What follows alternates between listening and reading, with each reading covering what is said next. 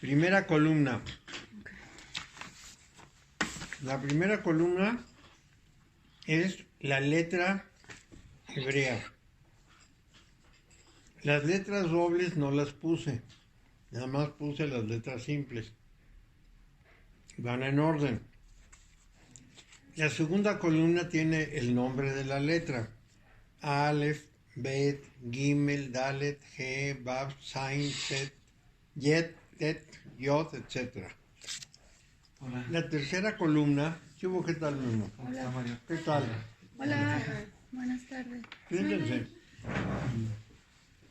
La tercera letra tiene un valor y ese valor va del 1 al 9, luego del 10 al 90 y luego del 100 al 400, que son los valores clásicos de las letras hebreas. Algunos valores, como el de Aleph, pueden ser 1 o 1000, ese es el bueno que está ahí.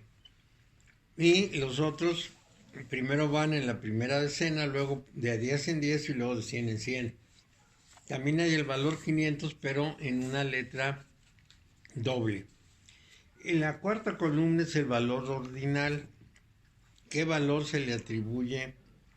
No qué valor, sino el número de serie. Es el número ordinal.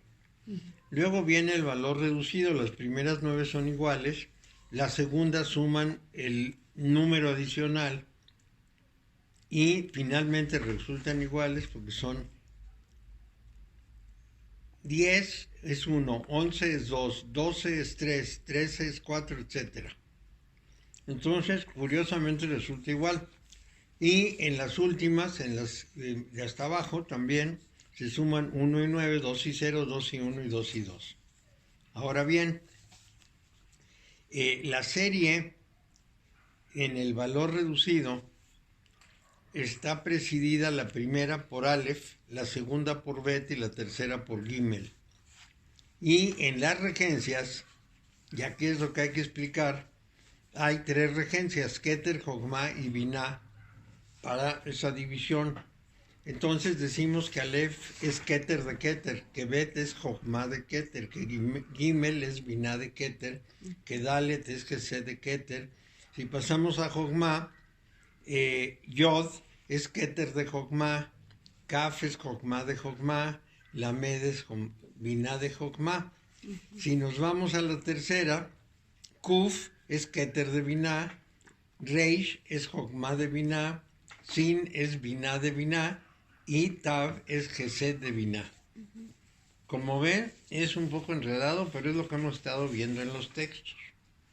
Pero mucho más fácil, por lo menos con el gráfico, no se enreda uno menos. Sí, no, ya no se enreda tanto la cosa. Ahora sí. Vamos a ver otro tema que es el cuadro 2. En el cuadro 2 utilicé las barajas suizas, esas que están en alemán. Les voy a mostrar una. Las que solamente son esquemáticas, porque aquí trae la letra hebrea y lo demás. Y entonces, siguiendo esas barajas, lo que hice fue poner el sendero, el nombre del sendero, la letra hebrea que le corresponde, el planeta, según este juego de cartas, el signo de cada una de ellas. Esto es, pues, no exactamente igual que el otro, pero es otra interpretación. Hay varias interpretaciones de lo mismo. El tarot no tiene una sola interpretación y no hay un acuerdo entre los tarotistas sobre eso. A la derecha pongo las letras madre y sus correspondencias. Ahí se ven letras madres, letras dobles y letras simples. Esto según las cartas. Ahí dice atribuciones de las cartas suizas árbol de la vida. Así se llaman las cartas. Entonces... ¿Una presa? ¿Yo entendí este sistema, Mario, el sistema de suizo? Sí, es de un sistema de cartas que se llaman cartas árbol de la vida. ¿Pero quién aplica este sistema de cartas? Un grupo de Suiza. El tercer cuadro también tiene que ver con las dificultades de nuestro texto. Todos son para paliar las dificultades del texto. ¿Quieren chocolatines? Gracias. Tenemos 3 letras de fuego, una de transición, 3 letras de agua, una de transición, 3 letras de aire, una de transición y 3 letras de tierra, una de transición. La primera letra de cada una de esas representa el yod del famoso triángulo yod, G, Bod, G. La segunda representa el primer G y la tercera representa el Vav. Son las 4 letras del nombre sagrado. Ahora vámonos a la correspondencia, astrología, cábala, tarot, que nos dan los apuntes. Sí, el cuadro 4. Ahí tenemos en la primera columna las letras. Ahí van de corrido. En la segunda y tercera columnas los signos. Primero los nombres y luego la figura de los signos. En la columna 4 van los planetas y allí encontrarán que se habla del rostro oculto del Sol y que figura Urano, pero no figura Neptuno ni Plutón, y sí figura la Tierra. En los Sefirot van a encontrar el Sefirot al que pertenecen, pero se van a dar cuenta que hay un segundo Keter, un segundo Jochma, etcétera, y un tercero, tal como en el cuadro número 1. Y luego la correspondencia con los arcanos mayores del tarot. Estos cuadros nos van a simplificar mucho la vida porque verdaderamente el texto es enredado. Y lo otro, creo que no se los mandé, son 2 páginas, se me hace que ese no fue, Cabe la hermética tradición, se los voy a tener que mandar después, pero ese cuadro trae de dónde surgió la cábala. Entonces hay que empalmarlos, por cierto, pero sale por un lado de Egipto, por otro de los pitagóricos, y nos vamos a encontrar, y finalmente por el judaísmo, de manera que nos sale por diversas partes todo el sistema de la tradición hermético-cabalística. No es nada fácil haber hecho este cuadro, no es mío, es de Colin Lowe, y se los voy a mandar, pero ya unido porque está dividido y no se entiende muy bien. ¿Va así, María? Sí. ¿Va al ancho? ¿Abajo? Así. Lo que hay es que hay que cortar una hoja para poder empalmarla con la otra. Pero eso, ¿sí? ¿Así? El único problema que yo veo acá con el cuadro 4 es que hay que saber un poco de astrología. Sí. Hay que saber bastante astrología, porque esto de Júpiter, Urano, Saturno, Júpiter, Marte, todo esto, yo estoy en la pinche calle, man. Bueno, no le hacen. Te vamos a meter a la casa. No te preocupes. En la casa astral. En la casa astral, El sí. muro de los lamentos así, repitiendo hasta que se aprenda. Hasta que se aprenda la... Bueno, ¿en qué letra nos quedamos? Samej. Vamos Samej. Samej.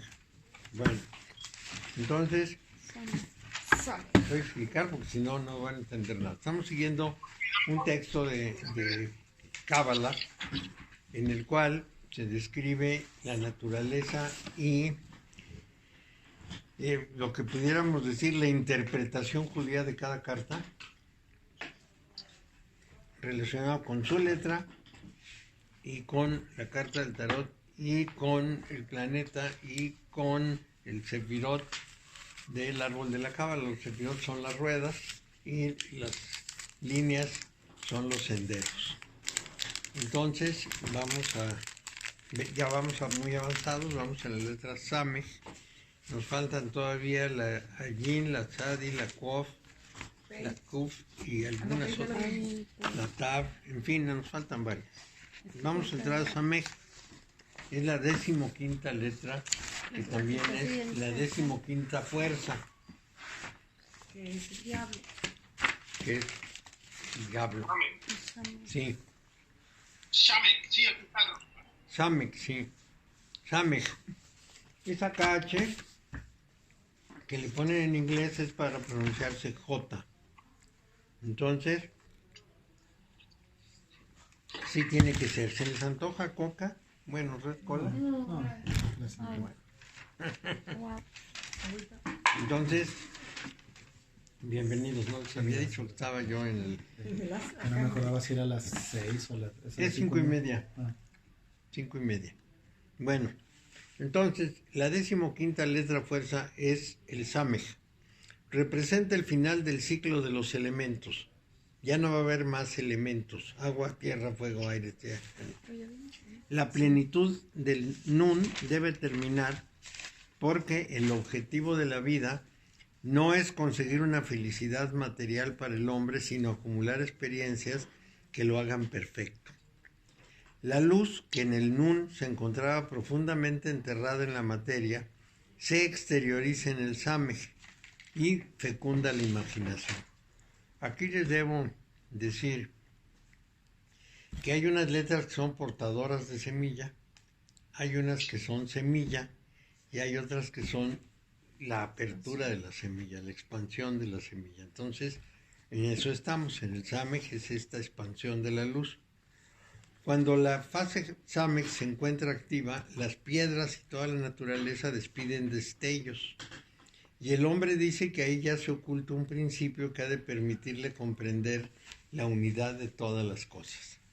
Esto es equivalente a la famosa frase que Dios está en el cielo, en la tierra y en todo lugar. Es el equivalente de decir que la luz, que eso es lo que aporta la providencia al mundo, según el judaísmo, que la luz se encuentra en todo el orden de la naturaleza y en cada cosa que existe. Esto es muy importante de entender porque resulta que todo el sistema cabalístico va a estar organizado alrededor de la idea de la luz. Y entonces este es el momento en que la luz se hace presente. Muy bien. Cuando la fase Samej se encuentra activa, no, que ya lo vimos, empieza así a analizarlo todo, a dudar de todo cuanto había creído hasta entonces, a someterlo todo al ojo escrutador del microscopio.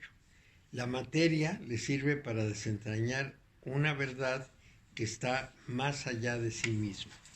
Bueno, el principio general es que los seres humanos vivimos engañados por nuestro cerebro. Es decir, nuestro cerebro le da forma a las cosas que nosotros percibimos solamente como impulsos electromagnéticos. Entra el impulso y el cerebro le arma una forma. Y nos crea la ilusión de todo, nos crea la ilusión de la forma, del espacio, del tiempo, de todas las cosas, porque el tiempo en última instancia es movimiento en el espacio. Entonces, nosotros tenemos que descifrar eso, tenemos que ir encontrando cómo es que hay que desarmar esa imagen falsa del mundo y crear una imagen real. Entonces, todo se somete al ojo escrutador del microscopio, dice. Y la materia le sirve para desentrañar una verdad que está más allá de sí misma. O sea, más allá de la forma, más allá de la manera en que la captamos. Por eso se dice que la mente es el enemigo. En el budismo y en las doctrinas orientales se dice la mente es el enemigo. ¿Por qué? Porque nos engaña, de una cierta manera es el engañador. Y la carta 15, pues es el engañador precisamente. Déjenme ver dónde las puse aquí. Si están todas revueltas, no. Sí, están todas revueltas. Ah, no fui yo, es que Paco se tira las cartas porque él quiere encontrar el sentido de una pasión que tiene y no le halla. ¿La novia o qué? Ay, sí, esas cosas. Bueno, es cosa de la edad, ¿no? Diablo. Mientras más joven es uno más romántico y después, ¿quién sabe por qué se pierde el romanticismo? ¿Cuántos años tiene Paco? 34. Está joven todavía. Está en edad de merecer. De verdad. Sí, y además está divorciado, entonces, bueno, pues, Ya ando buscando. sí. Pero me revuelve las cartas y esto ya se vio. Bueno, ya está. ¿Me sirve? En su maravilloso afán, aquí está el engañador. Es el diablo. Entonces nos está mostrando una mano como diciendo aquí no hay nada, no hay truco. Tiene una espada sin mango que no le sirve de nada, tiene garras de ave, tiene pechos de mujer, tiene sexo de hombre, tiene cuernos de venado, tienen unas como alas de murciélago. Total, todo es engaño. Una vacilada. Y tiene atrapado al ser humano, su parte masculina y femenina, la tiene atrapada con las cadenas. Entonces, el problema es precisamente que nos engaña. No nos engaña por maldad. Aunque se llame el diablo, no nos engaña por maldad, nos engaña por una razón muy sencilla. Porque si el ser humano descubriera que el mundo de todos los días, el mundo material, es un mundo inferior al mundo espiritual, querría zafarse del mundo, querría moverse hacia el mundo espiritual y olvidarse de los sufrimientos terrenales. Entonces hay que mantenerle el engaño, que esté fascinado por las tentaciones de la carne y de la tierra. Ese es el objetivo del engañador. Tiene un papel importante en que no haya nada que el propio engañador no sea el que se lo revele a los seres humanos. Entonces, el punto del diablo es muy importante de concebir con claridad. ¿Por qué? Porque el principio general de la religión monoteísta es que Dios es omnipotente y que nada se opone a su potencia. Entonces, si hay un diablo que por su parte hace cualquier cosa, cualquier diablura, entonces ya Dios no es tan poderoso porque el diablo se le sale de sus decisiones.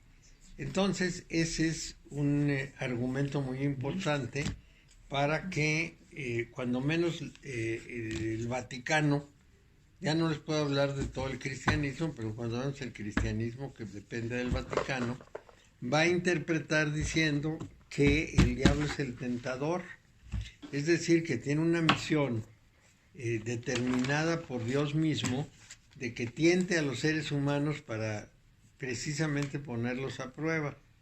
No parece una función muy agradable, ni parece necesario que nos estén tentando a ver si caemos, pero bueno, esa es la manera en que se ha intentado explicar el problema. Y el problema sí es serio, porque finalmente los seres humanos pues no están en la condición de vivirse en tentaciones, librándose de unas tentaciones que ni han pedido ni han querido, pero que les caen encima. Entonces sí es un poco retador el asunto. Pero bueno, de todas maneras el diablo lo debemos ver como un engañador. Y ese engañador es visto desde muchas perspectivas. Si lo vemos de abajo, es un demonio, porque es alguien que nos desvía del camino.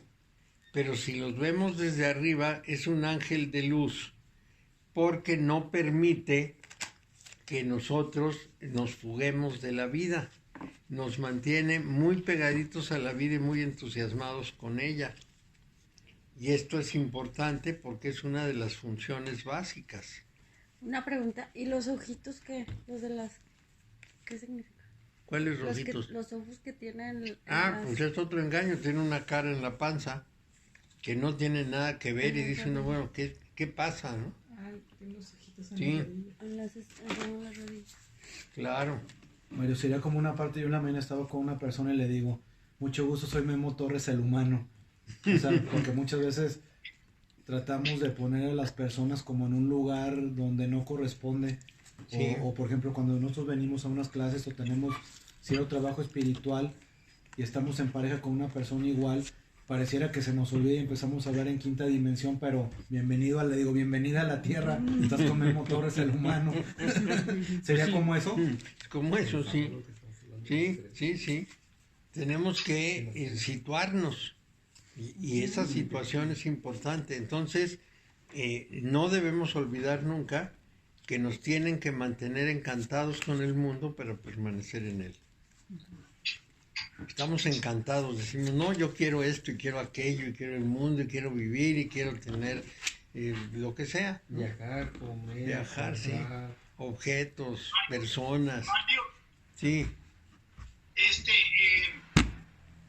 Satán, Luzbel y Diablo son el mismo o son tres características de... Son distintos. Mira, les voy a explicar porque sí es importante que lo sepan y que lo manejen. Satán es el planeta Saturno. Así lo calificó la humanidad desde un tiempo inmemorial. Entonces, Saturno y Satán son lo mismo. Porque el planeta Saturno, en general, es una especie de vocero de la desgracia en el género humano. Adelante, ¿qué tal? Entonces, es muy importante que consideremos ese papel satánico. El planeta Saturno, por ejemplo, está en conjunción en este momento con Júpiter, al que se considera su hijo, y entonces el coronavirus lo atribuyen justamente a la conjunción Júpiter-Saturno. Bueno, Luzbel, que es luz bella, se refiere al planeta Venus. El planeta Venus es el más luminoso de los planetas, es más, el más luminoso de los cuerpos celestes después del Sol y la Luna que nosotros vemos en el firmamento. De manera que de los chiquitos es el más brillante. El segundo de brillo es una estrella, que es la estrella de Sirio. Así es que cuando vemos un planeta muy luminoso es Venus. Y si vemos una estrella, la más luminosa de las estrellas es Sirio. ¿Cómo distinguimos el planeta de la estrella? El planeta tiene una luz fija y la estrella cintila. La razón es simple. Digamos que Venus refleja la luz del Sol y de manera es un reflejo directo. En cambio, Sirio está produciendo la luz y entonces la va dando por cuantos, por pedazos. Y por eso la vemos cintilar. Bueno, entonces, otra vez, Saturno es Satán, Venus es Luzbel. Luego, Belcebú es un dios competidor de Yahvé. La palabra él quiere decir Dios en la zona cananea, que es lo mismo que la zona palestina. Entonces, Bel quiere decir un dios específico es el dios de como de lo que impresiona, como si fuera el dios de la luz. Y Cebú quiere decir mosca. Belcebú es el señor de las moscas. ¿Quién me falta? Demonio. Los griegos tenían una convicción de que había unos personajes llamados daemones, que eran los inspiradores. No eran de maldad, eran realmente los que inspiraban el conocimiento, lo que inspiraban la búsqueda. Por ejemplo, Sócrates decía que tenía su daemón, que era el que lo instruía y le enseñaba cosas. De ese daemón, como los griegos pasaron a ser para la Iglesia Católica unos paganos insoportables, entonces los daemones griegos los convirtieron en demonios católicos. ¿Quién me falta? El diablo es una invención de la Edad Media. Es un nombre, le pusieron diabolos. Así es que no es lo mismo. no son los mismos seres. Y luego tenemos a otra, una verdadera legión de demonios que han nombrado por todos lados. Hay uno más. Asmodeo, por ejemplo, este otro, ¿cómo se llamaba? Bueno, da igual, son un montón. Hay otro que se llama Lucífago Rojecale, algo así. Sí, mira, hay cerca de 300 demonios. Entonces, es una lista interminable, realmente interminable, de modo que, ¿Y Lucifer es el mismo que...? Lucifer es Luzbel, sí. Sí, pero está Samael, el demonio Samael y muchos otros. Hay un libro específico de Lenaín que nos habla del demonio de cada día y a veces de cada hora. Sí, sí, sí. Esto es una cantidad de demonios que no tiene límite. ¿Por qué? Porque les voy a contar esa pequeña historia. El concepto de ángeles empieza en Persia con el zoroastrismo. En Persia existió un sacerdote llamado Zoroastro, del que no sabemos exactamente la fecha en que nació y operó. Es decir, la fecha va desde el 1500 para algunos hasta el año 500 para otros. No sabemos la verdad cuándo vivió Zoroastro. Antes de Cristo. Antes de Cristo, sí. Entonces, Zoroastro lo que hizo fue consolidar una religión de Persia que se llamaba el mazdeísmo. Ahora, esa religión más o menos transformada le llamamos a veces zoroastrismo. Su libro es el Zend Avesta. Bueno, en ese libro, Zoroastro lo que hacía era dar una cosmología, es decir, un origen del universo. Y el origen del universo era el siguiente, se los digo muy sintéticamente, pero es importante tenerlo en cuenta. El gran ser, el gran Dios, es la eternidad. La eternidad es estar fuera del tiempo. Y por supuesto fuera del espacio, porque es espacio-tiempo desde ahí para acá. Entonces, la eternidad no es un tiempo extendido, sino es un no tiempo. Esa eternidad tuvo dos hijos, Ahura Mazda con Z, y Angra Mainyu. Ahura Mazda era bueno, y el otro, Angra Mainyu, era malo. Tenía todos los defectos. Era mentiroso, agresivo, sucio, perverso. Sí, feo en todo. Y el otro era bueno. Bueno, entonces son hermanos, porque los dos son hijos de la eternidad. Sin embargo, pues no pueden convivir. Tienen que estar peleando todo el tiempo y tienen una guerra continua. Para poder tener una guerra continua necesitan legiones. Entonces, Ahura Mazda, que también le llamamos Hormuz, tenía legiones de ángeles buenos, como los ejércitos. Y Angra Mainyu, al que llamaremos Arimán, porque con el tiempo fueron cambiando los nombres para simplificarlos, Arimán tenía legiones de ángeles malos. Ahí se inventaron las legiones de ángeles.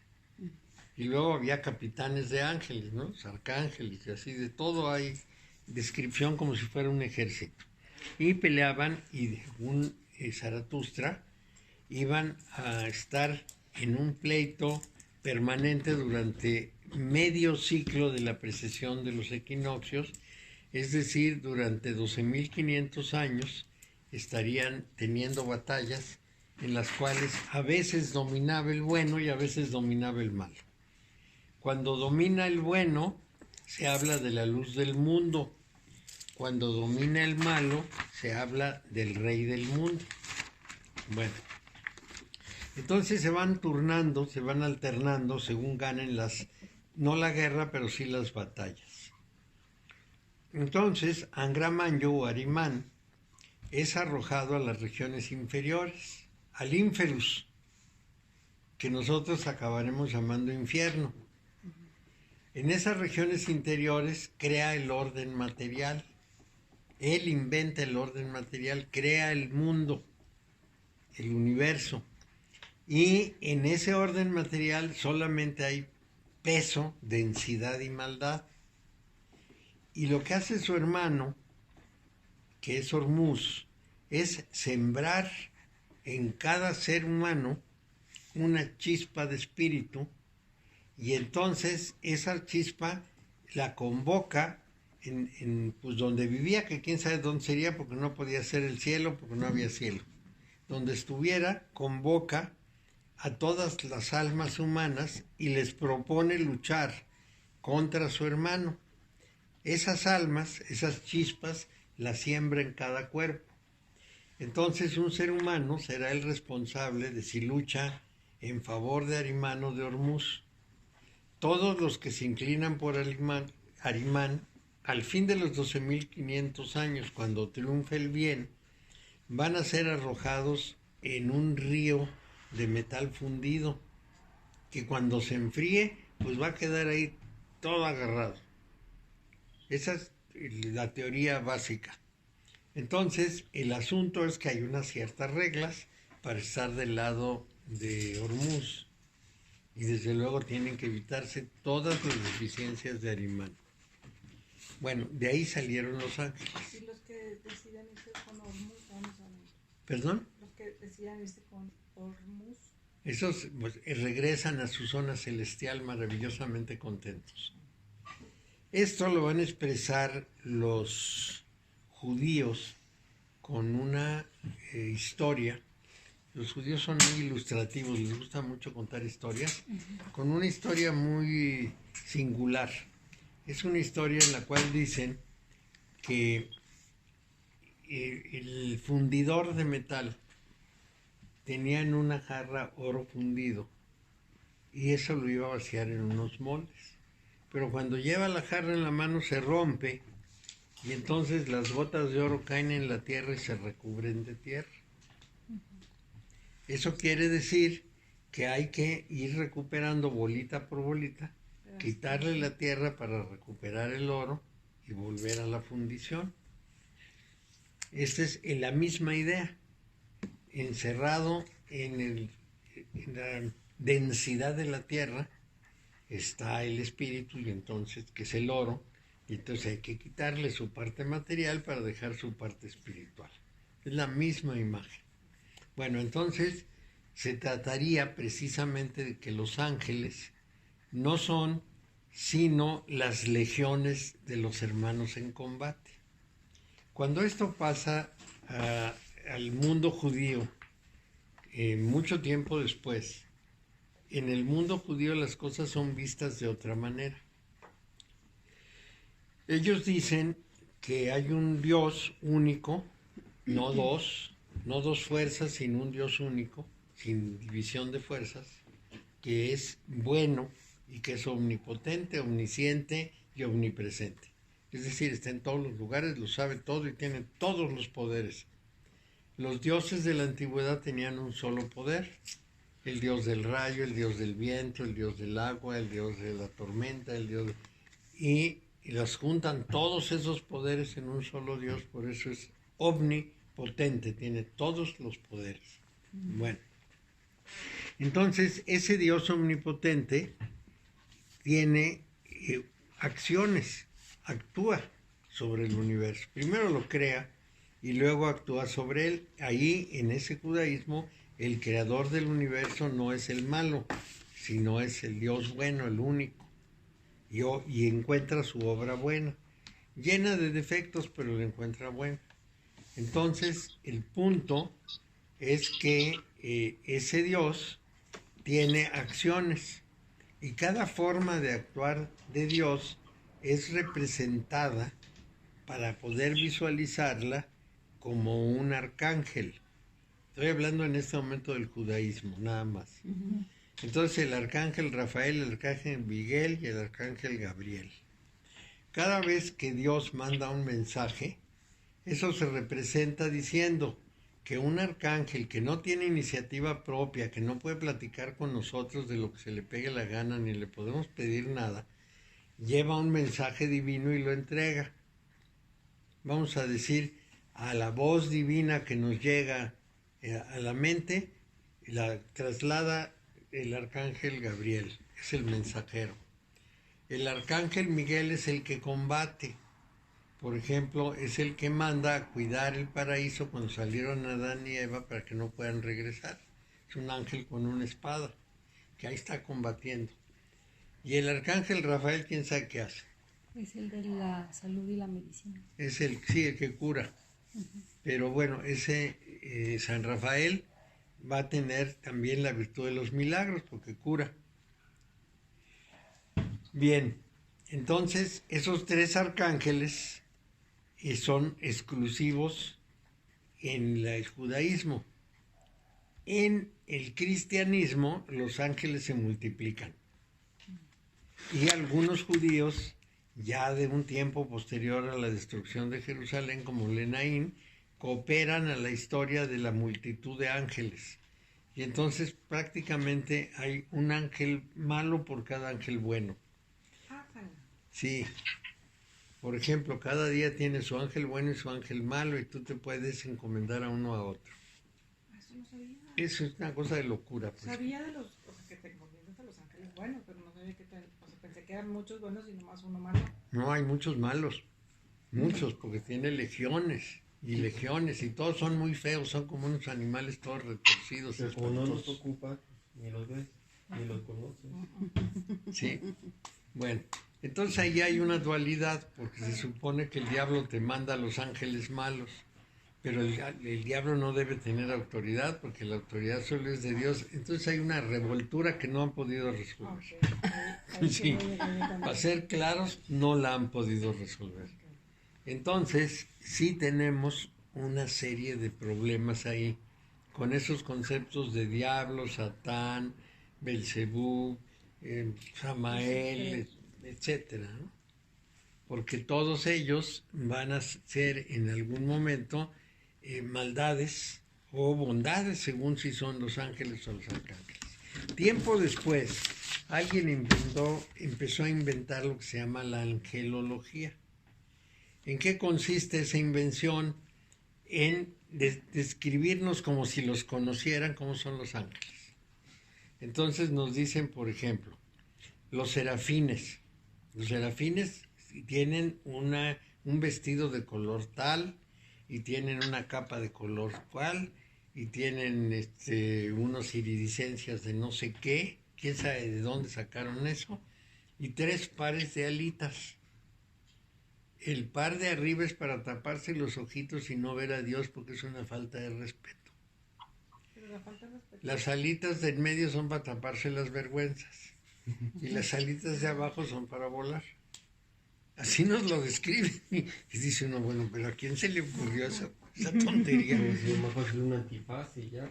Pues ya, más rápido. Se lo sube, se lo baja y ya. Y así nos hablan de los querubines, de los serafines, de los tronos, de los poderes, de las potestades, de los principados, de los 9 niveles del cielo que terminan con los arcángeles y los ángeles. Y yo tengo unas listas de la descripción de cuáles son los ángeles de los sefirot, dependiendo de quién dirige a los ángeles. Entonces es una cantidad de cuadros que si tienen interés, pues se los paso para que sepan todos los nombres de los ángeles y los puedan usar cada vez que sea necesario para decir contra ti el ángel fulano, y como la otra persona no sabe, se va a asustar. Puras invenciones humanas, ¿no, Mario? Sí, puras intenciones humanas. Por supuesto, eso no sucede.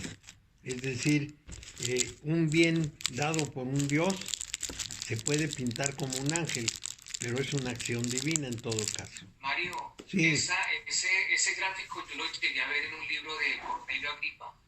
Él clasifica las legiones de ángeles y de demonios. Sí, sí hay una clasificación larguísima, Sí, jerarquías tienen. que tienen jerarquías, igual que en el ejército.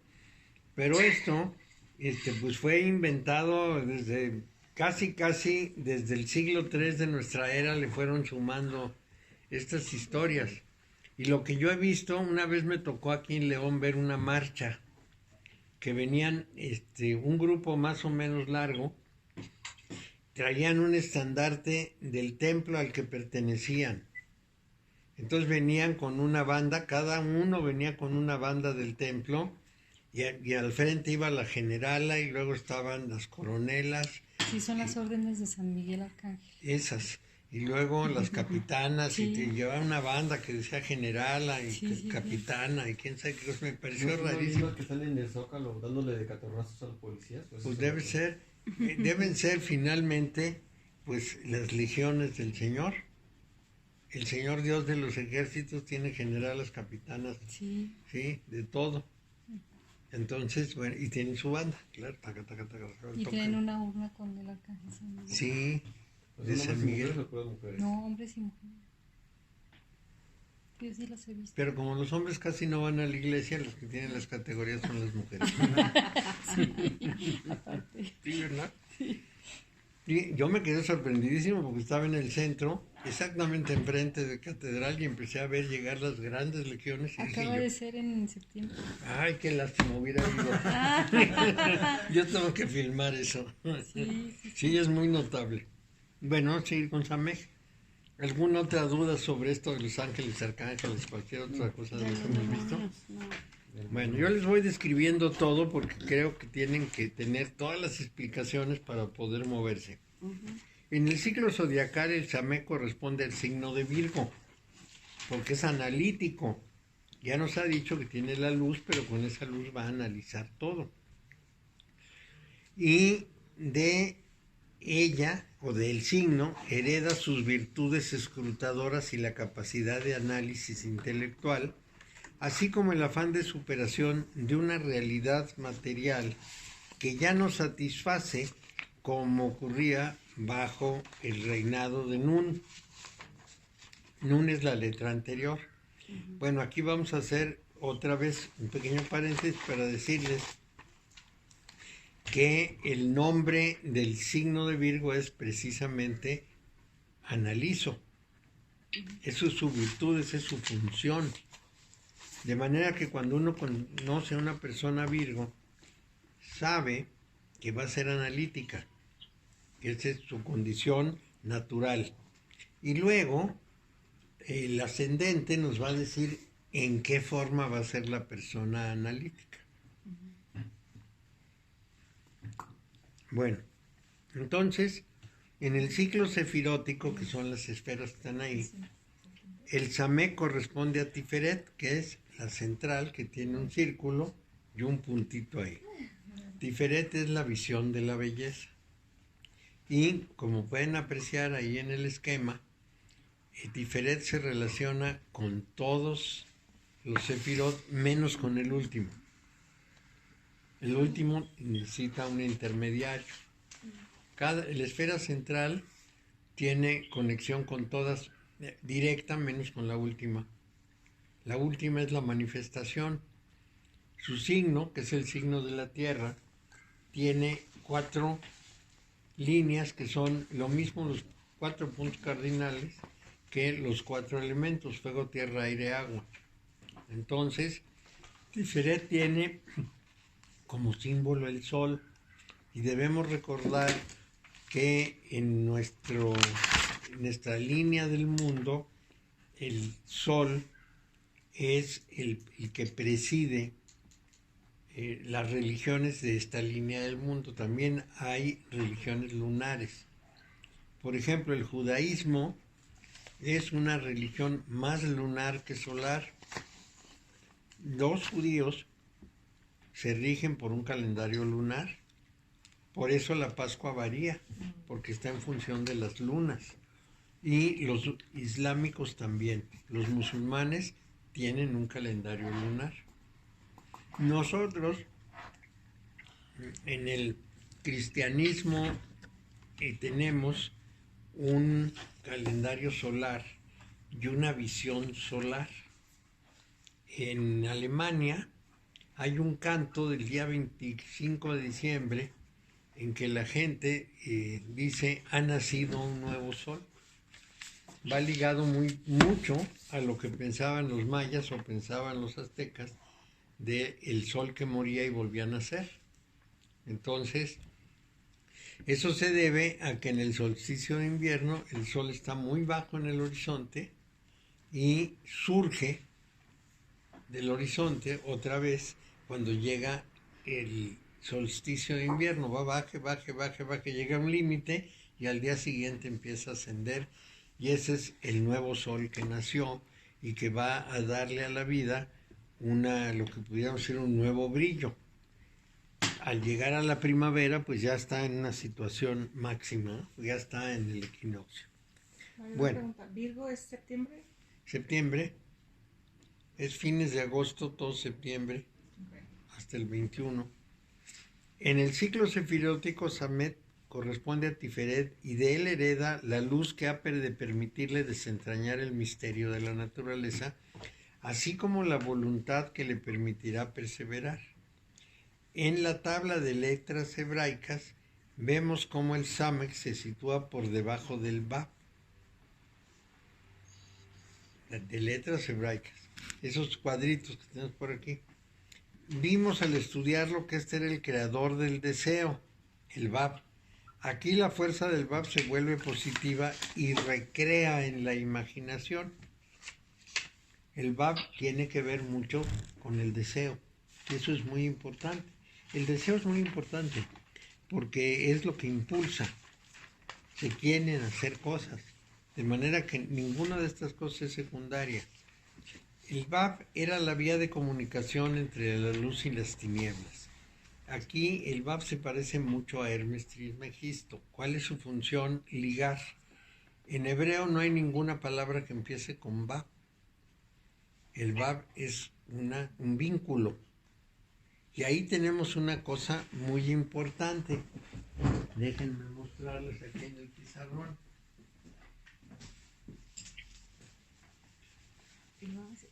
Se quedó como muy, ya tiene mucho tiempo aquí. Lo pintó un sábado una de las personas que viene.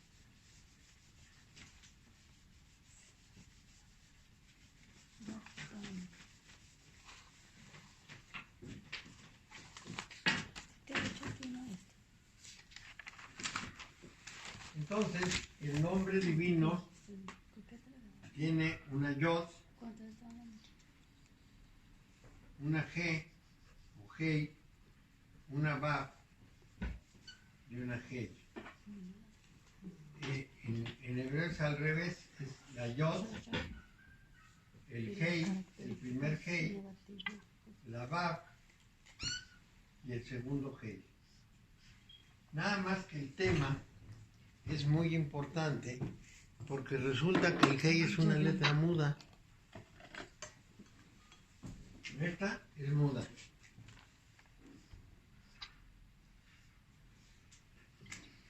Entonces, el Yod es, pues, vamos a decir, más o menos como una I o como una Y. Y el Bab es una liga. No tiene en realidad una función propia. Entonces, si estas son mudas, pues no hay forma de pronunciar el nombre divino. Y lo que dicen es que cuando uno respira, jala el aire y dice, ya ve, pero mudamente, porque no hay ningún sol, es un viento nada más. Ese es el nombre de Yahvé. Un soplo divino. Por eso Sí, dicen que en no hay Oriente que es el Samsung. Por eso dicen los judíos que no pronuncian su No se nombre. pronuncia. Y además no se debe escribir porque dicen una cosa que para ellos es muy importante, para nosotros no, pero para ellos sí, que ese nombre divino es no solo perfecto, sino tremendamente respetable. Y que no lo debemos escribir porque donde lo escribimos se puede borrar, o se puede romper el papel, o se puede tirar, y eso sería terrible, porque el nombre de Yahvé queda humillado, vamos a decir, con eso. Entonces, para los judíos es impronunciable, inescribible, y lo que usan son adjetivos para designar a Dios. Entonces le llaman Adonai, el Señor, le llaman Hashem, el nombre, le llaman Kadosh Baruj Hu, el santo bendito sea, El Todopoderoso. y más cosas, El que sí. todo lo puede. El Boré, que quiere decir la providencia. Tienen varios adjetivos y lo mencionan siempre por el adjetivo y no por el nombre. O sea, Dios no puede ser nombrado en el judaísmo. Y si tienen que escribirlo, solamente ponen la D, una rayita y la S. Y de esa manera es que escriben el nombre. Bueno, entonces el Vav era la vía de comunicación entre la luz y las tinieblas, porque el Vav es un vínculo. Samej es la vía de encuentro entre los conocimientos científicos y los conocimientos espirituales. Es en realidad el punto de encuentro del ser humano que busca a Dios en el triángulo que ascende y el ser humano, y Dios buscando al ser humano en el triángulo que desciende. Y el punto de encuentro, otra vez vamos a eso ahora sí, ¿cuál de los dos es bueno? Esa, ahorita. ¿Es la estrella de David, Mario? Sí, es la estrella de David. Es decir, en este que baja Dios busca al ser humano, en el que asciende el ser humano busca a Dios y en el centro está el encuentro. Y este es Tifaret. Es lo que representa las letras Samej. Entonces, ahí lo que tenemos es pues la importancia de esto, porque es el encuentro del orden material que asciende con el orden espiritual que baja. En el Samej, el sabio de laboratorio y el iniciado a los sublimes misterios del cosmos se dan la mano. Debemos recordar que hasta antes de Galileo y de Kepler, todos los científicos al mismo tiempo eran herméticos o esotéricos, si les queremos llamar así, todos. No había uno que no combinara las dos cosas. Yo tengo aquí que ya habíamos visto Samej, pero seguramente me equivoqué. Bueno, Es que tienes un pedacito. Sí. en el tarot, el Samej está representado por la lámina 15, que es la lámina del diablo.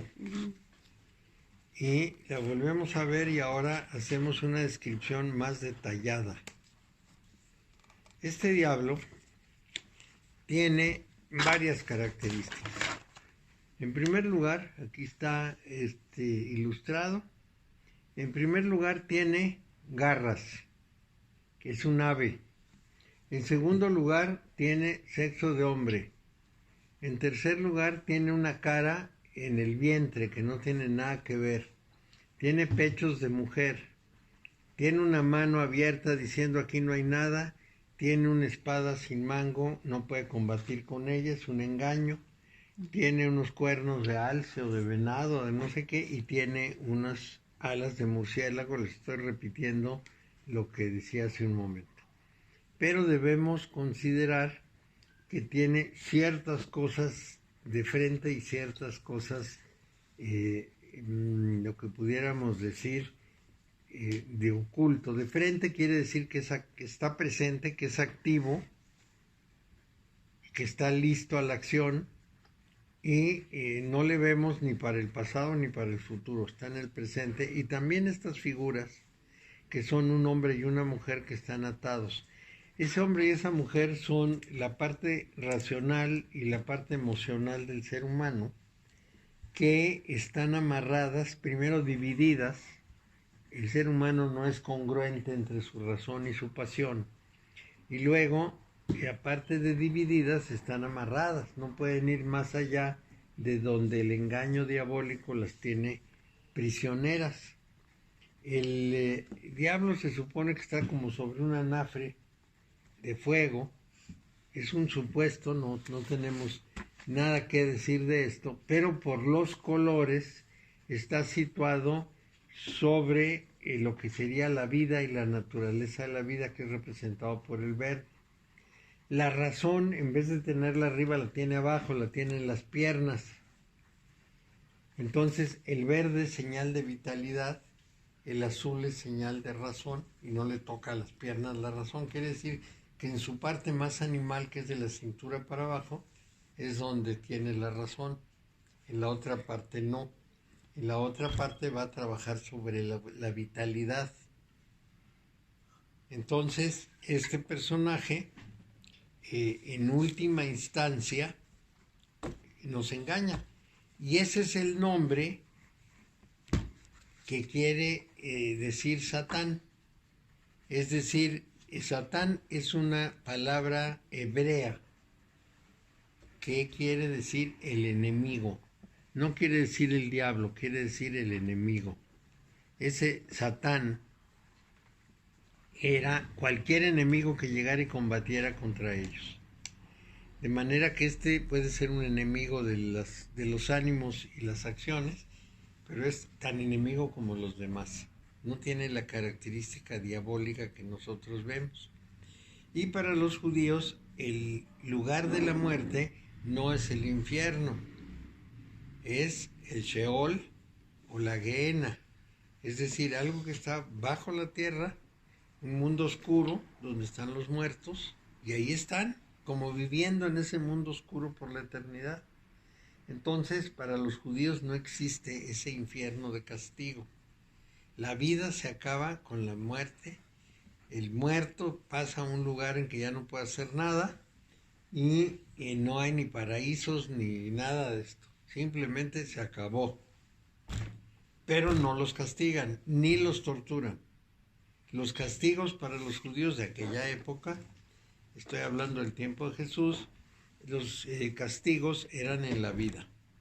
Es decir, si la persona no cumplía la ley de Moisés, entonces en su vida ocurrían diversas desgracias que significaban los castigos divinos. Pero si cumplía, entonces iba a tener todos los beneficios. De manera que las personas, si tenían hijos, es que se habían portado bien. Si no tenían hijos, es que los estaban castigando, porque tener hijos era una misión fundamental. Si eran pobres y pasaban por dificultades y enfermedades, es que habían pecado, habían fallado. Y si no tenían esto, es que se habían portado bien.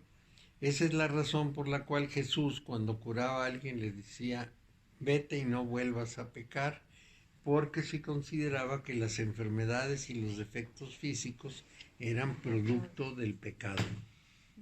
Los renglones torcidos de De Dios. Dios. Sí. Qué buena esa película. Sí. Por eso, Es horrible. en donde estaban los leprosos, era un lugar inmundo, Inmundo. fuera Sí. del mundo, era fuera de lo que es el bien, si no estaban en el pecado. Claro, estaban en el pecado y por eso estaban tan enfermos. Entonces, por eso, Jesús eliminaba el pecado y la persona perdía el castigo.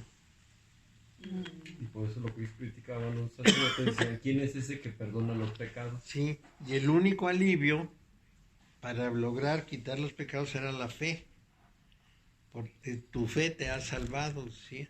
Entonces, a través de la fe eliminaba el pecado y la persona recuperaba la plena salud y la plena posibilidad de la vida. Como en Ben-Hur, ¿no? Sí. Cuando Ben-Hur se enferma y todo, entonces lo destierran porque se enfermó y estaba con su hermana leprosa. ¿Sí? No, más bien la hermana, ¿verdad? La mamá y la hermana. Y la hermana, entonces pierden toda la fortuna, le quitan todo por estar enfermos y no ser merecedores de convivir con la sociedad, siendo que él era un hombre que se había entregado al Estado y había sido un gran propiciador de la vida Así es. militar. Y todo eso muestra una visión del mundo que no es la nuestra. El cristianismo generó otra visión del mundo.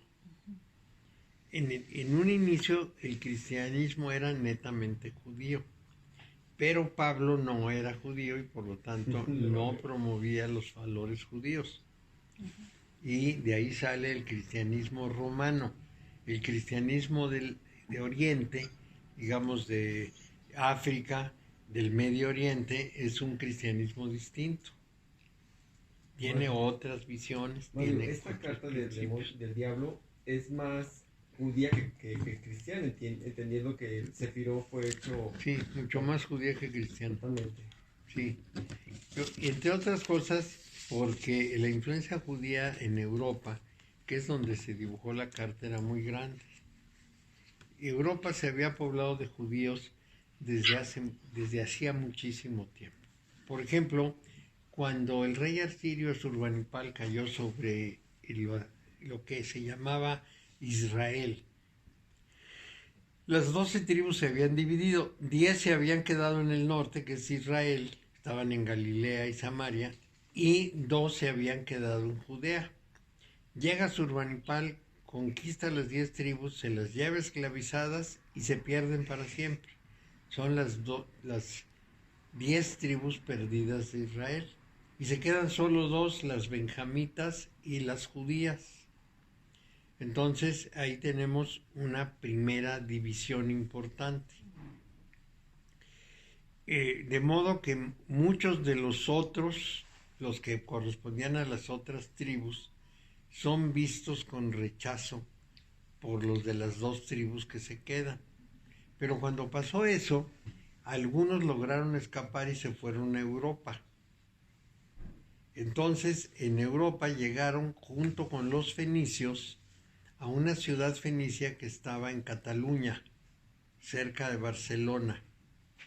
Y ahí penetraron hacia el cuerpo de España, hacia adentro, y crearon, en función de su adoración de la diosa Astarte, crearon Asturias.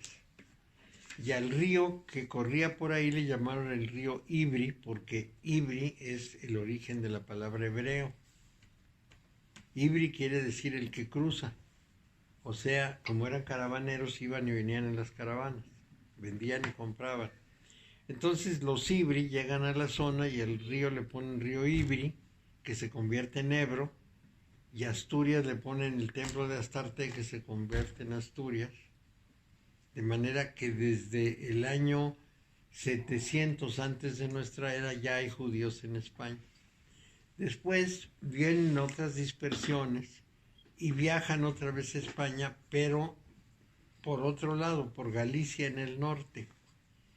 Y entonces nos vamos a encontrar, y otros en el sur, en las partes de Granada, Valencia, en fin, en toda la zona sur, a donde llegan los musulmanes.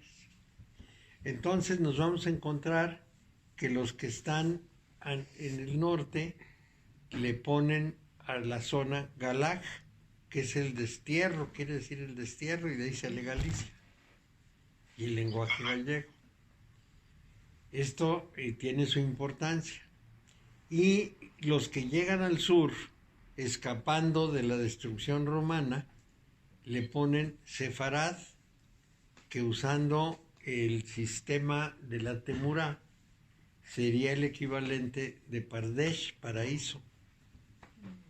Entonces cada una de esas partes va a tener judíos, pero judíos distintos, y se van a desarrollar de una manera distinta.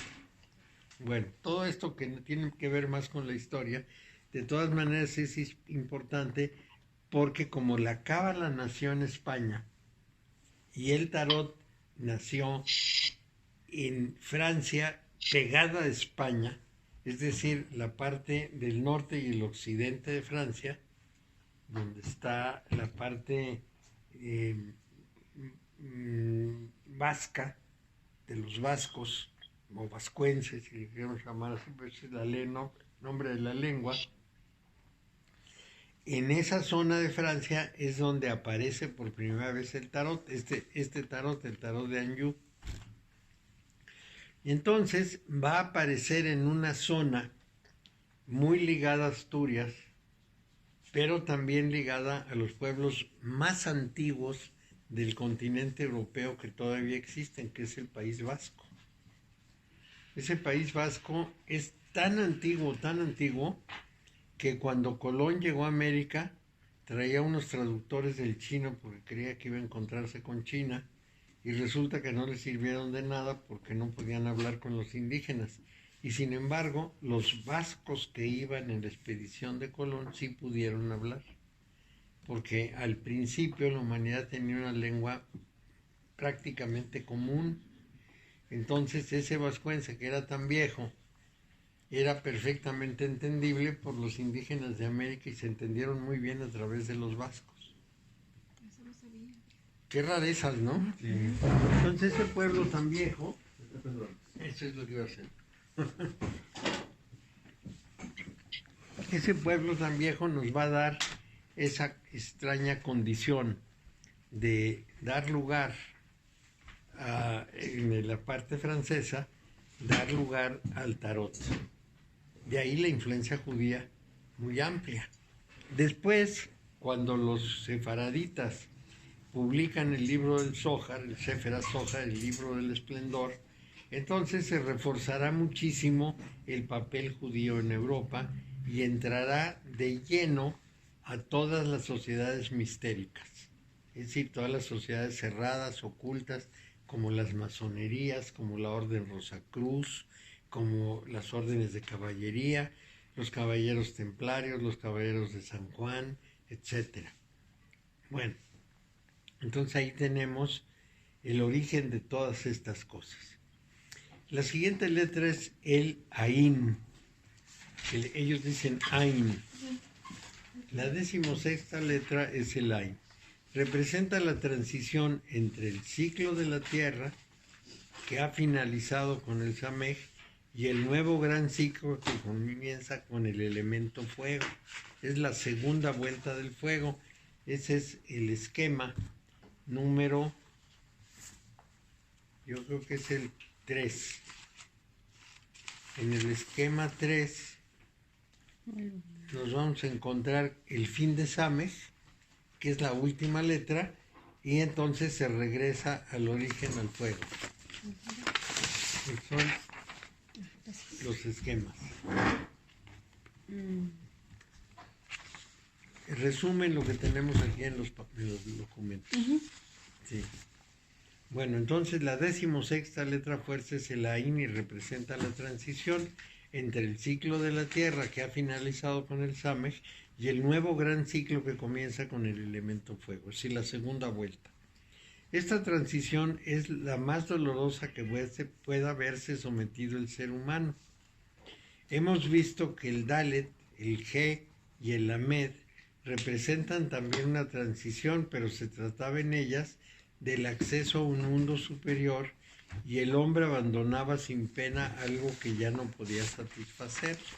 Y cada cambio de ciclo de fuego, de tierra, agua, aire, etcétera, representaba una transición hacia mejor. Entonces, y el hombre abandonaba sin pena algo que ya no podía satisfacerle, con la esperanza puesta en algo mejor. Aquí, con el Ain, se trata de abandonarlo todo, porque el espíritu no puede heredar la materia. Lo que hace el Ain es incorporar al gran ciclo que empieza los valores morales y la quintesencia de las experiencias vividas en el ciclo que termina. Y oh sorpresa, esto es exactamente lo que decimos que pasa con la muerte. Es decir, una persona encarnada, a partir de una plataforma que ya tiene previa, va a desarrollar una vida en la cual aprenderá una serie de cosas. Esos nuevos aprendizajes van a ser integrados. En el momento en que la persona muere, todo ese avance se retiene. Y cuando aparece un nuevo cuerpo y es ocupado por todo ese antecedente, el nuevo cuerpo recibe ya una herencia en que está agregada la experiencia del que murió. Entonces, el que murió no reencarna, sino que lo que el que murió le agregó a todo lo que ya venía jalando, va a formar parte de una nueva vida, con un nuevo ego, con un nuevo nombre, de alguien que en general no recuerda ese pasado, pero que ya lleva una carga importante de avance. Es lo que hablaba del individuo, ¿verdad? Del individuo y el ego, sí, o la persona. Es exactamente cuando se pasa de las 4 esferas de abajo a las 3 de en medio, porque se pasa de la persona al individuo. De ahí que Tifaret sea el primer contacto de evolución, es el Samej, el contacto de evolución hacia el individuo. En el ciclo zodiacal, el Ain corresponde a la transición entre Virgo y Aries. En el ciclo zodiacal, el Ain corresponde a la transición entre Virgo y Aries. ¿Cuál es esa transición? La última tierra se conecta con el primer fuego.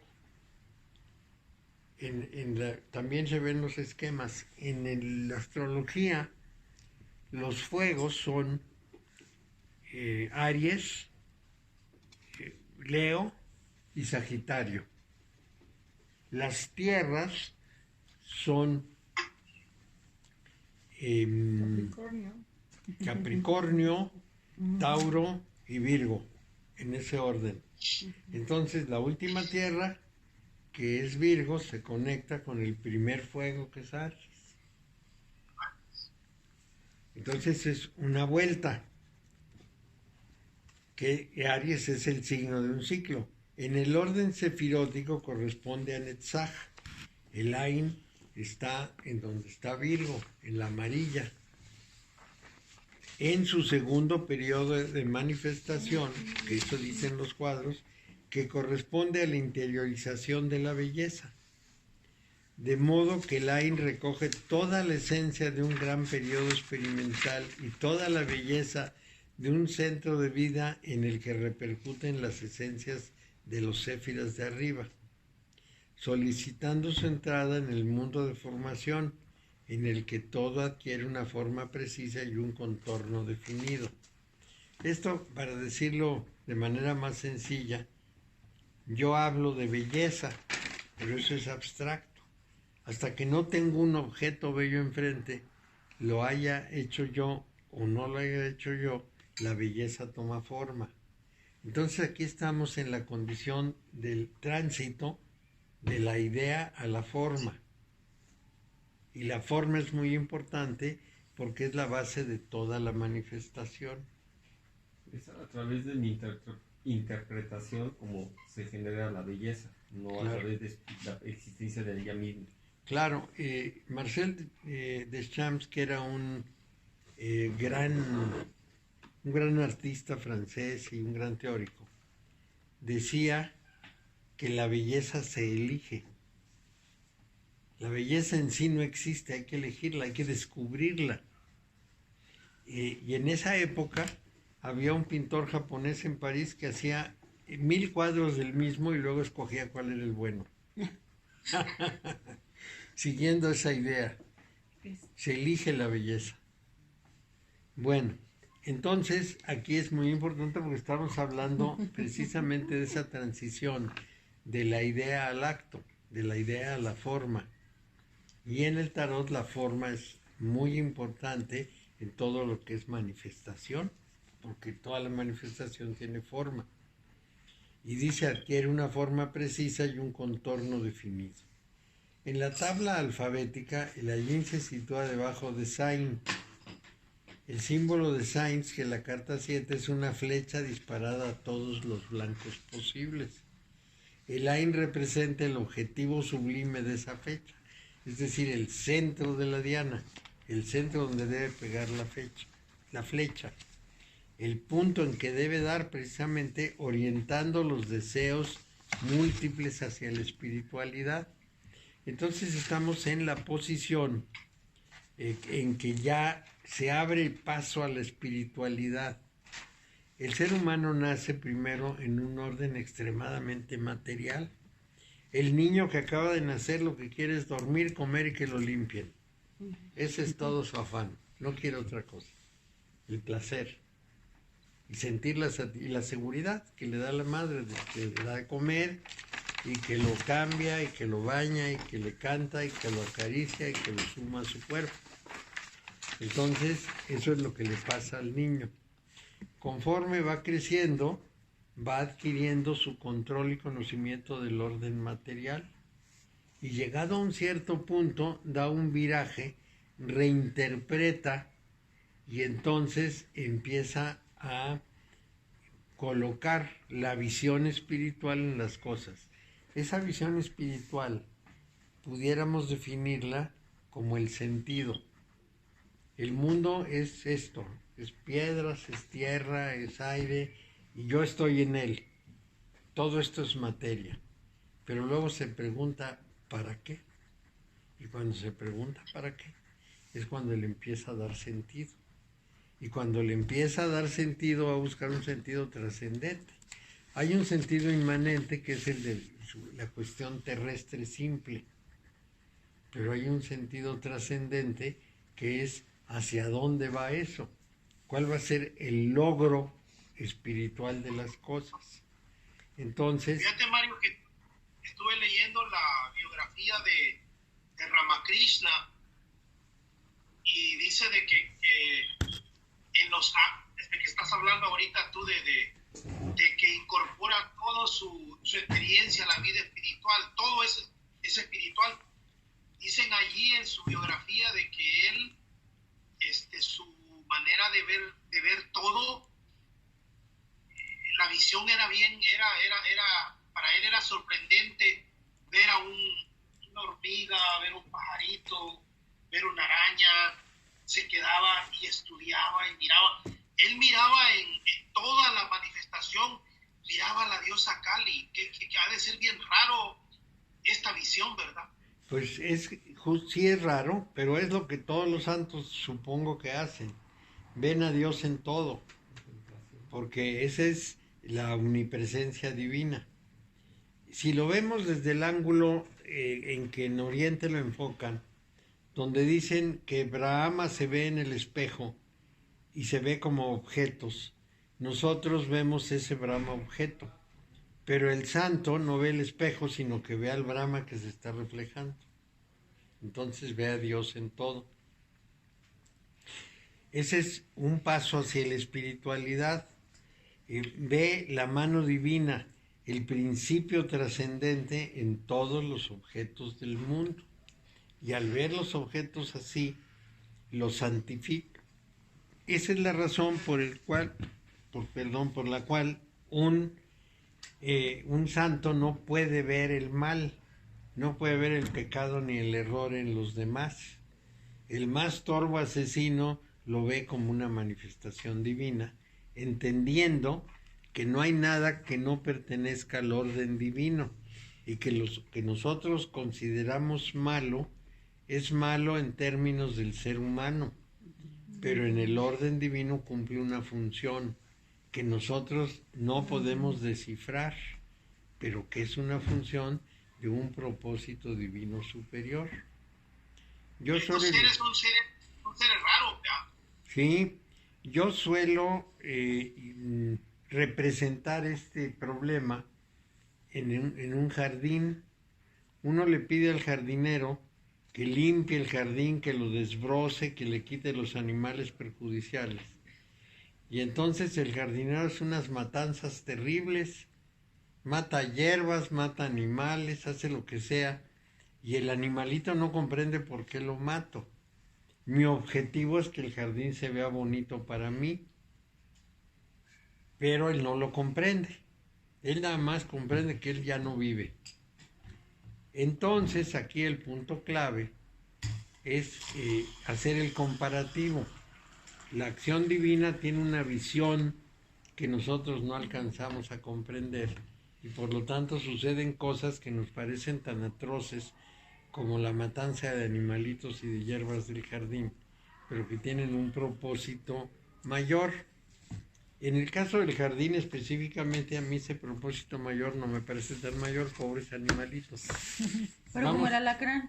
Vamos al bosque y admiramos el bosque. Lo vemos, Sí, porque nos va a picar. pero no nos pica. No.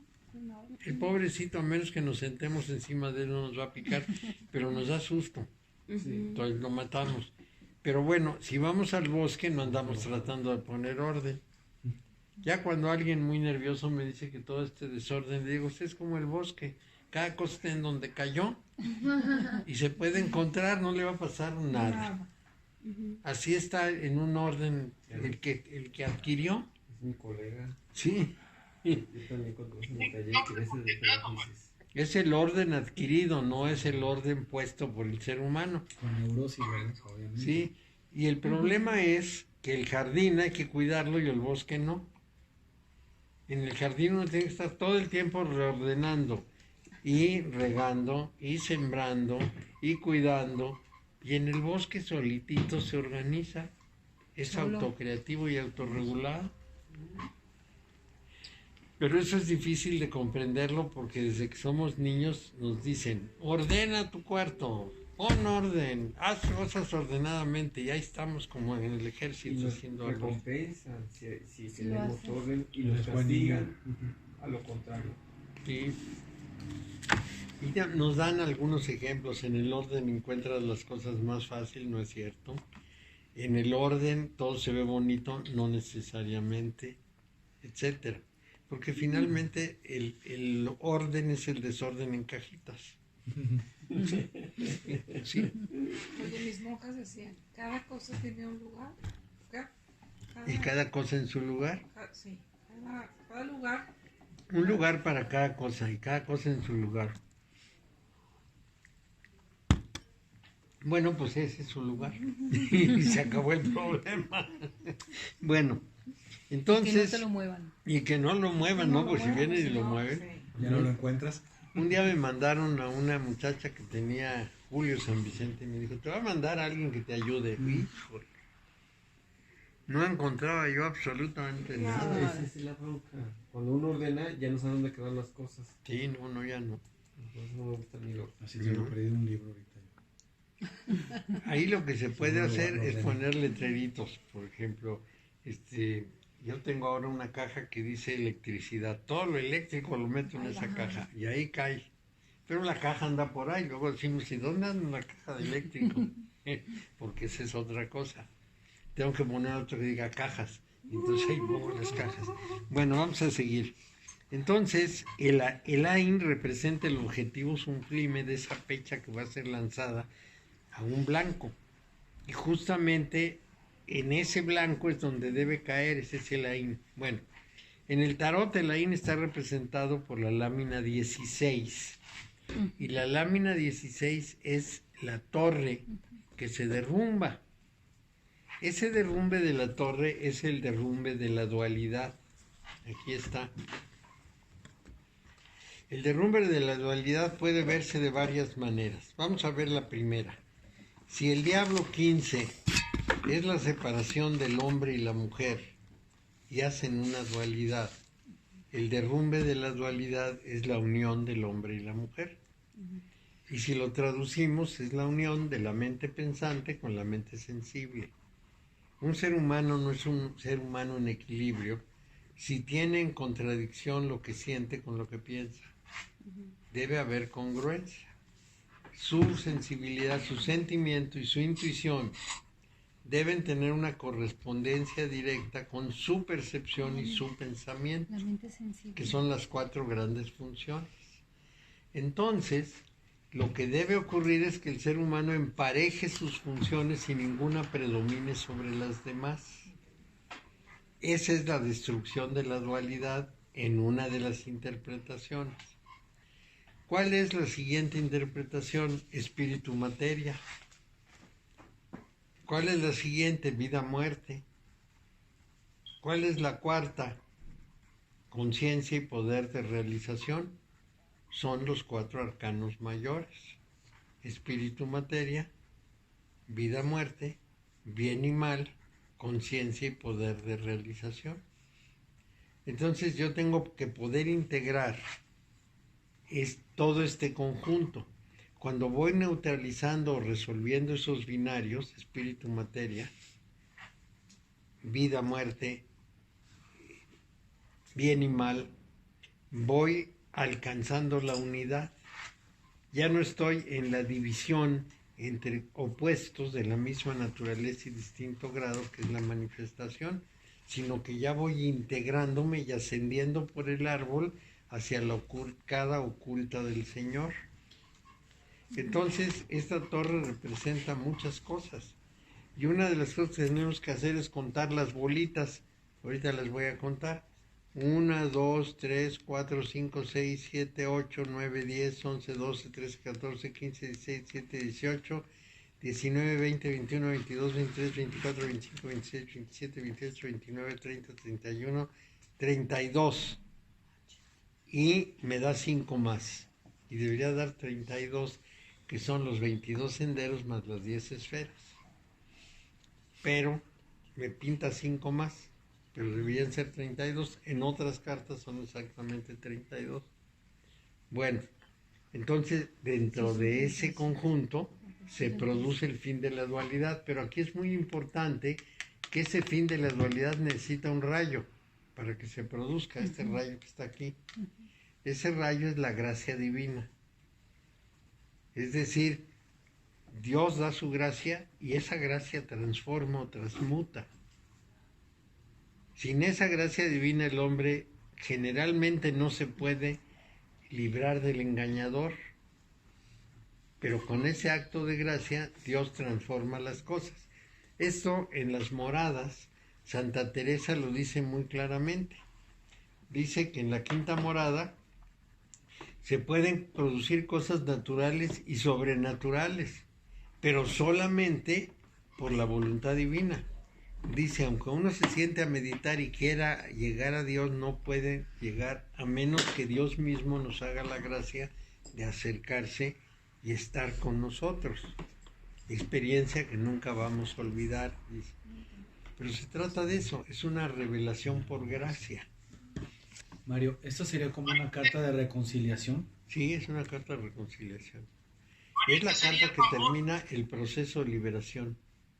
Me libero, primero me libero y luego me reconcilio, primero me reconcilio y luego me libero. El proceso va junto, porque fíjate, las cartas son las siguientes, aquí están. Invierto mi imagen del mundo y digo, el mundo no es tan real como yo creía. Vuelvo a nacer, es decir, tengo una nueva visión de la vida. Ese es, a ver en qué orden lo estoy poniendo así. Aquí salgo de la persona y me muevo al individuo. Me muevo al individuo. Sí, Okay. Aquí me doy cuenta de que estoy atrapado. Entonces rompo las cadenas y me libero, pero necesito un acto de gracia. Es un proceso muy importante de liberación. Estas 5 cartas son el proceso de liberación. Las últimas 5 son el proceso de transmutación. Primero me libero, pero sigo siendo el mismo. Y después renuncio a mí mismo y me pongo en manos del poder superior. Y transmuto, me convierto en otro ser. Y es cuando aparece el hombre pentagramático, el ser humano pentagramático. El que además de los 4 elementos ya maneja el éter, que es la quintesencia. Bueno, entonces en el tarot el Ain está representado por la lámina 16 que lleva el nombre de la torre fulminada. En ella vemos una torre decapitada por un rayo, dos personajes que se encontraban en la cima son precipitados al vacío. La escena expresa con bastante propiedad lo que hemos apuntado sobre Ain. Bueno, y ese apunte es precisamente el fin de la dualidad o la destrucción de la dualidad. Y entonces el ser humano alcanza una condición muy importante, alcanza la estrella. La estrella tiene varias cosas fundamentales.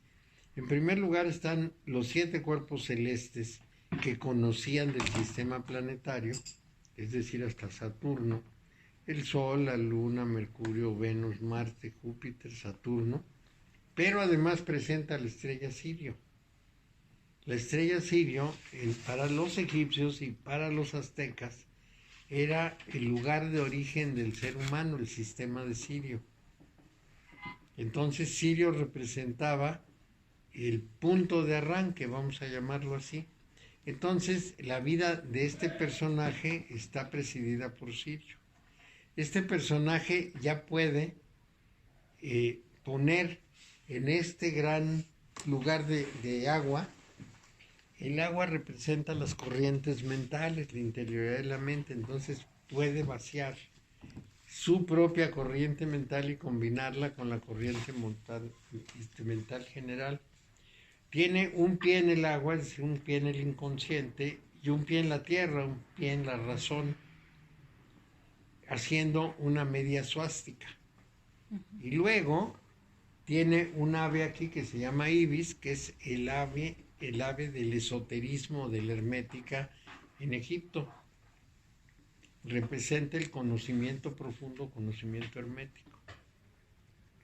Entonces, esta es una carta de transición en que nos muestra a qué estado llegó la persona. Ese es un punto clave. Bueno, entonces, esta es la carta 17, pero nosotros ya la vimos por otro lado. Con Pei, sí va. Sí, ya la vimos antes, ahí dice. Y tenemos que irnos a la 18ª, que es la Tzadi. Entonces la deliberación es desde el colgado, la muerte, la templanza y el diablo, ¿sí va? Sí. En el tarot ese es el proceso de liberación. En las primeras 5 son el proceso de aprendizaje. Luego viene la transición de los enamorados. Las siguientes 5 son la prueba de lo aprendido. Las terceras 5 son el proceso de liberación, el que promueve el Buda, por ejemplo, para liberarse. La carta 17, la que acabamos de comentar, es de transición. Y la carta 18 empieza el proceso de transmutación. Y la primera transmutación, todavía no lo leo, pero les voy a contar. La primera transmutación es abandonar el animal humano, lo que se llama, por la parte, ¿cómo le llaman? Tan sexoso. Bueno, es la parte de atrás del cerebro, que es la zona reptiliana, así le llaman. Tenemos el cerebro dividido en 2 partes. Atrás está la zona reptiliana y enfrente está la zona humana. La de atrás es la parte animal, es la más primitiva. ¿Qué es reptiliana? De reptil. Pero... Porque el ser humano, cuando mucho antes de ser humano, tuvo que haber venido de algún tipo de vida que era inferior. Y entonces, en un tiempo dominaron los reptiles. Y de esos reptiles vino saliendo el ser humano. Por eso le llaman fase reptiliana. Es donde vamos a encontrar todo lo que es instintivo o atávico. Es de donde sale, por ejemplo, la agresión cuando una persona es atacada, se defiende instantáneamente sin pensar siquiera. También sale el instinto de reproducción y salen una serie de elementos que son muy animales. Cuando una gente se enoja y pega, cuando tiene un impulso sexual muy fuerte y viola, en fin, cuando es atacado y se defiende, todo esto es la parte muy animal, atávica. Y por ejemplo, nosotros tenemos el centro de la visión atrás y tenemos el centro de las decisiones adelante. De manera que cuando vemos algo en lo que tenemos que actuar, esta imagen es mandada al centro delantero, claro, con más gran velocidad, y la parte frontal toma una decisión. Pero si es tan urgente que no hay tiempo de eso, tiene un bypass que va a un lugar que se llama las amígdalas, que están aquí, y entonces usa el sistema reptiliano. Actúa de instantáneo y no lo piensa y no sabe la consecuencia. Le importa un bledo la consecuencia. Entonces sí es muy violento. Ese bypass nos lleva precisamente a una acción reptiliana. Somos como reptiles entonces. Sigo muy primitivos, ¿no? Eso es lo que quiere decir. Ahí se forman las imágenes en la parte de adentro, en el medio. Toda la serie de imágenes que estamos repitiendo continuamente salen de ahí.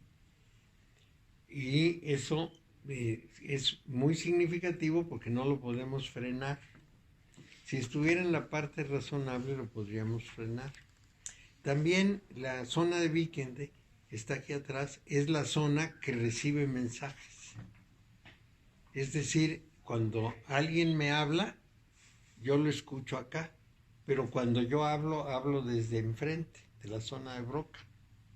Entonces, cuando una persona tiene un golpe cerebral, por ejemplo un derrame, en la parte frontal, en el área de Broca, sigue oyendo y sigue entendiendo los mensajes que le mandan, pero no puede hablar. Cuando el golpe es atrás, no entiende nada, pero puede hablar. Entonces son zonas cerebrales específicas del lenguaje, la recepción y la emisión del lenguaje. Y esto es muy importante, y esa zona reptiliana es la que tenemos que trabajar para transmutar, La primera transposición. para pasar al éter, es decir, para pasar al ser humano pentagramático, porque si no, seguimos teniendo las zonas muy animales. Y debemos aprender a no reaccionar como animales. Sí. ¿Nada más? Nada más. La 18ª letra fuerza es el Sadi. Vemos en la tabla que el Sadi se sitúa al final del segundo ciclo sefirótico. Hay una de esas tablas. Correspondiente a Yesod Luna, el centro productor de imágenes. ¿Sí? Es la parte de la zona del fondo, lo que produce imágenes. Es el tallo y el limbo. El tallo es la prolongación del bulbo raquídeo y el limbo es una dona incompleta que rodea y son los dos elementos del cerebro que son los que nos dan las imágenes que nosotros necesitamos para vivir. Por ejemplo, esa zona, cuando yo pienso que necesito las cartas, es la que me representa inmediatamente la imagen de que las cartas están aquí, las puedo tomar. Porque si no tendría que empezar a buscar dónde están las imágenes, no, me recuerda inmediatamente que están aquí. Para eso sirve. Entonces siempre está produciendo imágenes. Cuando yo no tengo una ocupación, cuando no está ocupada mi mente en algo, entonces esa zona no se puede quedar sin nada y empieza a tomar de la memoria. Por eso cuando no estoy ocupado y concentrado en algo, lo que tengo son recuerdos continuos. Así es que esa zona nunca va a parar de actuar, es permanente y tengo que aprender a canalizarla. No la puedo detener porque es instintiva. Tendría yo que entrar al sistema nervioso autónomo y es bastante más difícil. Pero sí la puedo dejar correr sin prestarle atención. Eso es mucho más fácil. Es como cuando le estamos dando vuelta a algo, por ejemplo, de alguna situación que nos pasó con cierta persona y se lo estamos diciendo y diciendo y diciendo. ¿Es esa parte? Sí, es esa parte.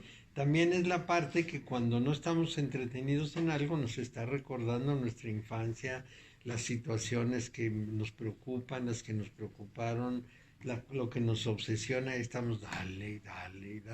Por eso cuando morimos quedamos en un estado de conciencia permanente, ya no lo necesitamos, ya no existe, entonces quedamos en stand-by. En stand-by, efectivamente. Entonces, por ejemplo, cuando yo me formé, uno de los afanes del maestro, ya más o menos adelantados, consistía en irnos zafando del sistema nervioso autónomo, de modo que no reaccionáramos. Teníamos, por ejemplo, que resistir que algo se nos viniera encima sin mover ni una pestaña. Poníamos la mano y con un cuchillo nos hacían así y la mano no se movía, se quedaba como si no le fuera a pasar nada absolutamente. Teníamos que bajar el ritmo cardíaco hasta casi 0. Todo esto manejando el sistema autónomo. Pero es muy difícil, lleva muchos años. Por lo pronto lo podemos dejar correr y no hacerle tanto caso. Bueno, la 18ª letra fuerza es el Sadí. Vemos en la tabla que el Sadí se encuentra, así ya lo vemos. Las primeras 9 letras representan en conjunto la fase Yod, auspiciada por Keter, y en ella asistimos al despliegue de la voluntad creadora de todas las cosas. El segundo ciclo de letras, ese es el cuadro 1, el segundo ciclo de letras que van de la 10 a la 18 representan en conjunto la fase G, asociada por Jochma, en la que la sabiduría, amor, instituye en los deseos de la semilla de la voluntad. La siguiente etapa, el Bab, será de formación actuando sobre la realidad física. El tzadi, encontrándose en la etapa final de la interiorización, que es el fondo del cerebro, es, por así decirlo, la puerta por la que lo de dentro se vacía hacia afuera. O sea que el tzadi anuncia la aparición de fenómenos en el terreno físico. Al hablar del Tet dijimos que representaba a la mujer compañera del hombre, siendo pues el Tet el eterno femenino. El tzadi representa a la madre portadora del fruto de próxima exteriorización, de modo que en un sentido amplio el tzadi anuncia la facultad de parir. Bueno, el tzadi es esa parte terrena, más atrás de la parte animal, es la parte terrestre, el instinto terrestre que nos jala. Y aquí el autor de la idea de la inteligencia emocional nos dio un ejemplo muy importante. Relata que un día una hija se iba a una pijamada y los padres salieron a una fiesta, pero no pasaron por la niña y se quedó en la casa. Entonces, esperando que llegaran los padres, se escondió para darles la sorpresa. El papá oyó ruidos, fue por la pistola y empezó con la pistola a buscar. En el momento en que la chica le dijo sorpresa, disparó y la mató. Ese es instintivo. Este es el problema de la bestia, pues. No se domina, no es capaz de experimentar el temor o reacciona instantáneo. Regresa a la tierra, pues, a los métodos de la tierra, a los métodos más primarios que existen. En el tarot, el tzadi está representado por la lámina 18, que lleva el nombre de la luna. En ella vemos una imagen de la luna con dos perros ladrándole, mientras que en un estanque el cangrejo lunar anuncia la existencia de una vida subterránea. Bueno, ahora les voy a platicar de esta carta. Este bogavante, que es un animal primitivísimo, está en las aguas de la mente, en las corrientes mentales, que es lo que representa el agua. Ese animal tiene que salir porque va a superarse, va a vencerse, y entonces tiene que atravesar primero al animal domesticado, que es el perro, y al animal no domesticado, que es el lobo. Entonces tiene que pasar entre esas dos fuerzas instintivas. Si logra vencerlas, todavía tiene que vencer las dos torres, que es la fuerza humana. ¿Qué quiere decir la fuerza humana? A nosotros como humanos nos enseñaron una serie de cosas que traemos metidas en la cabeza y que no hemos revisado nunca y que no sabemos si son verídicas, si son debidas, si son apropiadas, y tenemos que revisarlas a fondo. Si logramos revisarlas, vamos a llegar aquí a la cumbre donde está el ermitaño, que ya se conoce y se domina a sí mismo. Ese es el sentido de esa carta. Y es la última que vamos a ver, porque ya son las 8. ¿Qué tiene que ver las gotitas? Bueno, ¿Las gotitas? las lagrimitas estas. ¿Cuántas son? 3, 6, 9, 12, 15, 18. 19, deberían ser 22, deberían ser los senderos. No, y los picos de la luna, que hay que contarlos también y demás. Esa está bien bonita. Sí, es una carta bonita. ¿A poco ya son las 8? Ya son las 8. Sancho ya va a ver, el niño va. No, el niño va a ser los chilaquiles.